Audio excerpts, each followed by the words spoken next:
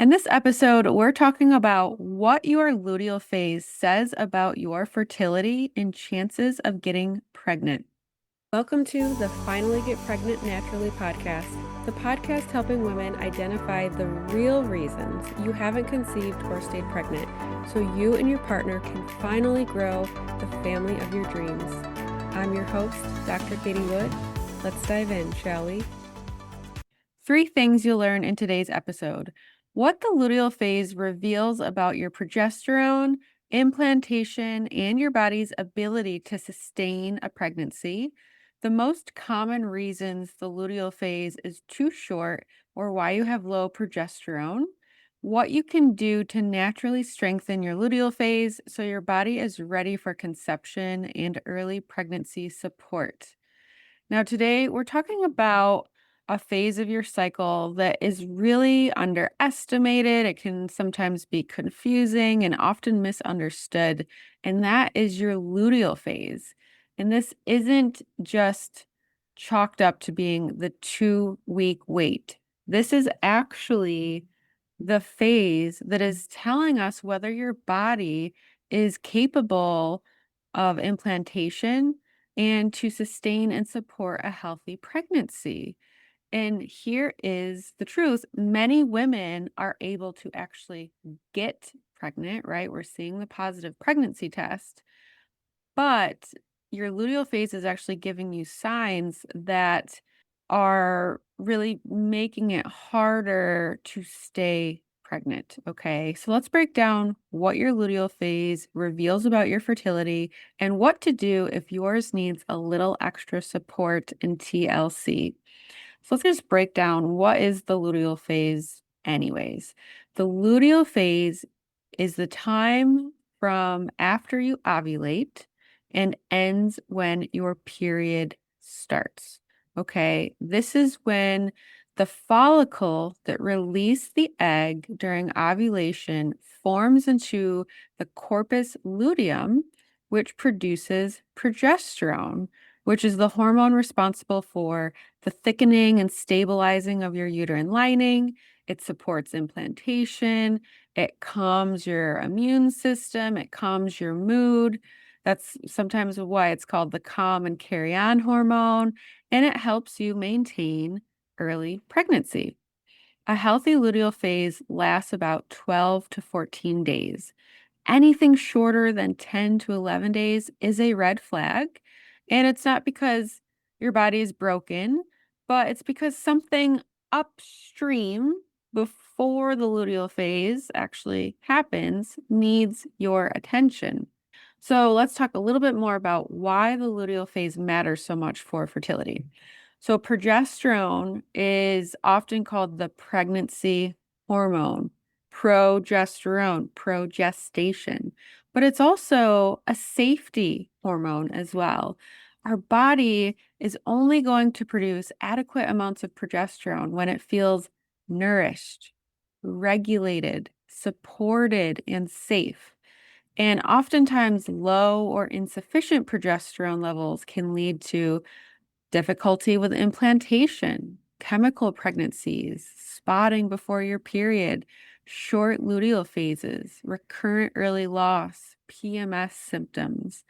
And here's really something to note here is low progesterone isn't actually the root problem. It is a sign and symptom of deeper issues. A lot of women struggle with low progesterone and they think that, oh, I have low progesterone and that is really like the main root cause or reason why they're not able to get or stay pregnant. But really, it's just a symptom of things that are happening before ovulation and we even have our luteal phase.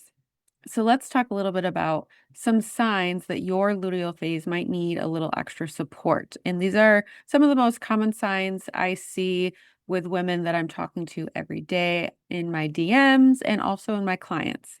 So luteal phases shorter than 10 days, also known as luteal phase defect.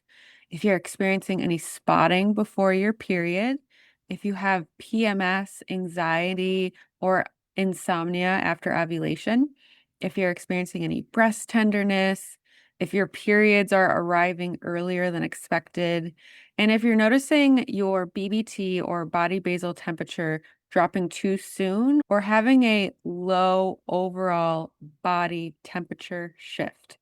And these signs are really telling us that the body is struggling to hold the right hormonal environment required for pregnancy.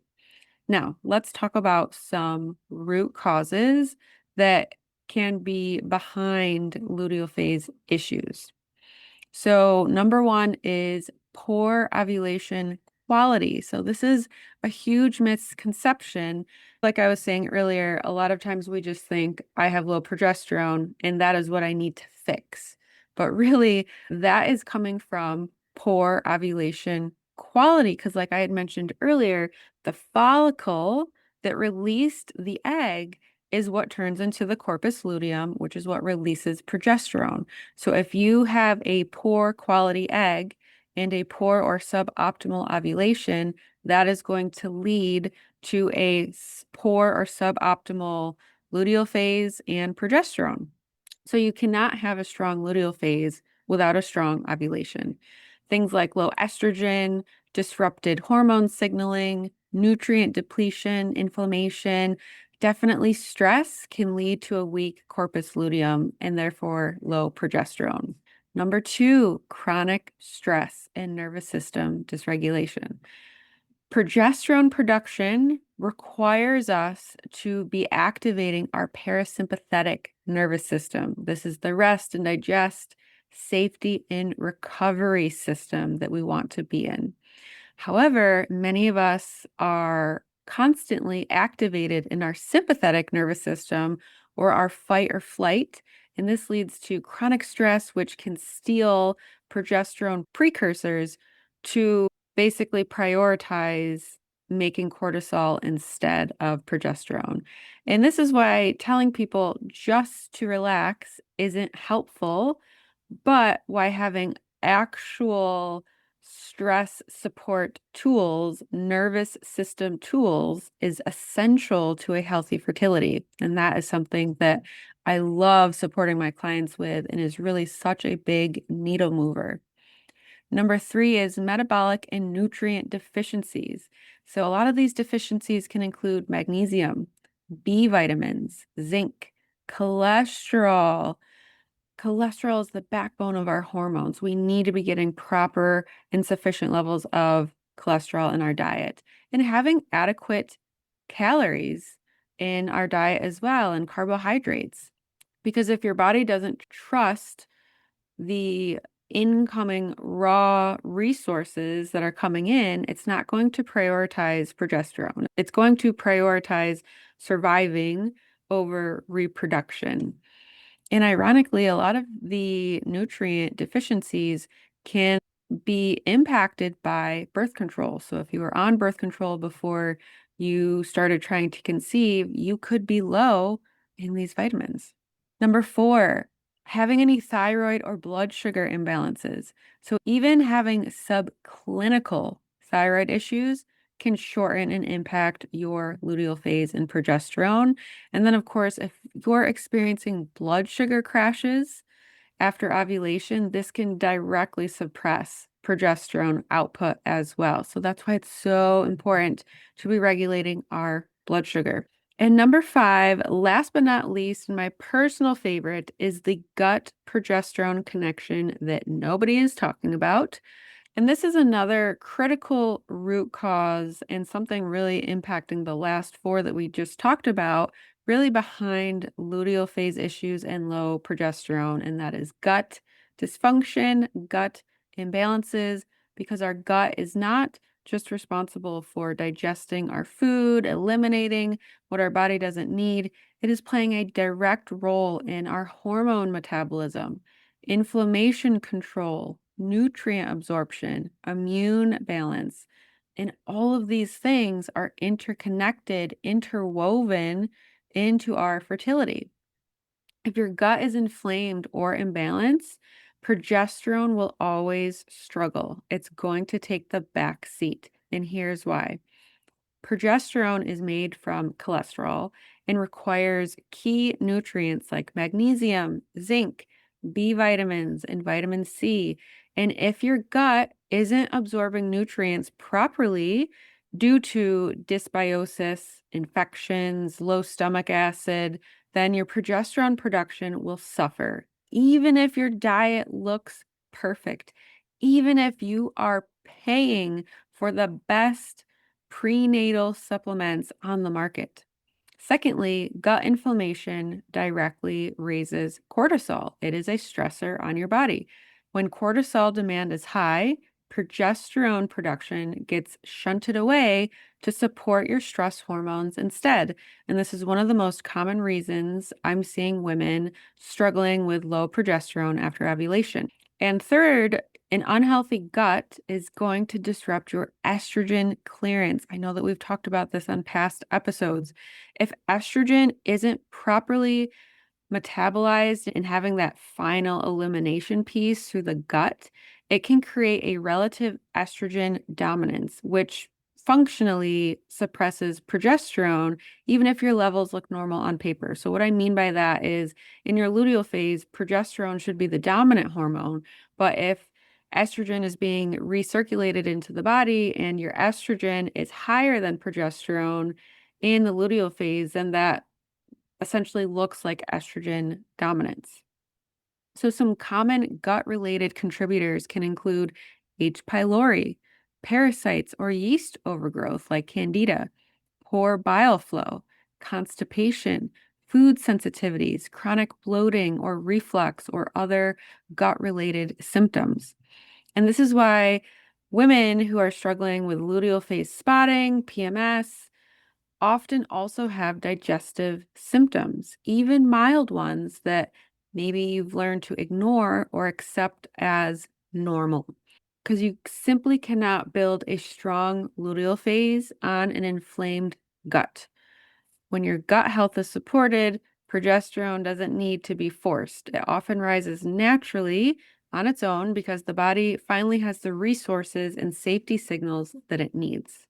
And this leads us into something very important to discuss, and that is why progesterone supplementation by itself isn't always going to be the fix, especially depending on your scenario. Progesterone supplementation, yes, can be supportive, but it is not a solution if the root cause isn't addressed. If you don't have those fertility foundations that I talk about all the time. So, if ovulation quality, metabolism, inflammation, or nervous system health isn't being supported, then progesterone supplementation is becoming a band aid short term solution, and it is not really a long term solution for your fertility because the goal isn't to force a pregnancy that your body isn't ready for. We want to make your body feel safe enough and nourished enough to sustain one. So if you're experiencing any of those luteal phase or progesterone symptoms, let's talk about how you can support a healthy luteal phase naturally. So some fertility foundations include eating enough. We want to be getting enough high quality whole food calories, especially after ovulation. You might notice that your appetite increases a little bit post ovulation, and it's all for a reason. We want to be prioritizing sleep and supporting your circadian rhythm. Reducing high intensity exercise in the luteal phase, because believe it or not, even though exercising, yes, can be healthy, depending on the type of exercise, that can still be an added stressor to your body. And if your body's already depleted, then you're really just adding to that stress bucket. We want to be supporting your blood sugar regulation with quality protein and healthy fats, and having some nervous system regulation practices that you can go to regularly on a day-to-day basis. And then, of course, addressing your gut health and any inflammation in the body, because your luteal phase thrives on rest, routine, and nourishment. So I just want to shift your mindset here. Your luteal phase isn't failing you. It's trying to communicate with you. It's telling you whether your body feels supported enough to carry life. And when you listen to it, instead of trying to push and force it, your fertility can shift in pretty powerful ways. And this just leads me to wanting to share a really quick story about a client I had who came to me with a 7 to 8 day luteal phase. Number one, her doctor told her that that was fine and that it wasn't an issue for fertility. That's a huge red flag. They clearly do not understand how fertility works and what you need to be able to get pregnant and sustain a healthy pregnancy. So we started working together. Honestly, two big things that we worked on was her properly nourishing her body, especially starting with breakfast, and working on nervous system and stress support. And she got pregnant 2 months later. And that was after having a 7 to 8 day luteal phase. So it is absolutely possible. And the steps for you to get there, honestly, can be so simple and manageable. That's what I try to do for my clients is make these action steps so manageable and easy for you. And oftentimes they're getting pregnant within 2, 3 to 4 months after. Okay. So if you're struggling with progesterone and your luteal phase, and your doctor hasn't really given you any answers as to why, and their only solution is to supplement with progesterone or doing some sort of fertility treatment, whether it includes letrozole, Clomid, IUI, IVF. I just want you to know that those aren't the only answers. Those are really just band-aids. So if you are tired of guessing and you want to know exactly how to improve your ovulation to subsequently improve your luteal phase and your progesterone and how to increase your fertility now, grab your free fertility strategy call. The link is in the show notes, and we will build out your personalized step-by-step plan. And I just want to thank you so much for listening. I would definitely tune into this Thursday's episode. We're going to be diving in a little bit deeper into a very common fertility saboteur that your doctor is not testing for. And it has a lot to do with things that we talked about today. So I'll see you on our next episode, released every Tuesday and Thursday. Are you ready to finally discover why you haven't been able to get or stay pregnant? The Ultimate Fertility Blueprint is a quick, insightful quiz designed to reveal your overall capacity to conceive and help you discover potential root causes and areas to address to improve your fertility so you can finally get and stay pregnant. You'll find the link in the show notes. As a quick reminder and disclaimer, this podcast is for educational purposes only and is not a substitute for medical advice. Always consult your doctor or healthcare provider before starting any new supplement or protocol, especially if you're actively trying to conceive or undergoing treatment.